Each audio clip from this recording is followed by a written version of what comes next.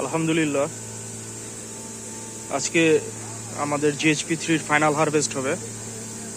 Already আমরা 3টা পন্ড থেকে 1400 কেজি মাছ উঠাইছি। এখন 3 মাস শেষে আমরা প্রত্যেকটা পুকুর হারভেস্ট করে ফেলবো। তো আজকে প্রথম হারভেস্ট হচ্ছে GHP3 আমাদের 3 নম্বর পন্ড থেকে। এয়ারেটরগুলো উঠানো হইতেছে, প্রিপারেশন নেওয়া হইতেছে। আজকে টার্গেট হচ্ছে 1 টন মাছ উঠানো। দেখা যাক আল্লাহ কি রাখছে কপালে।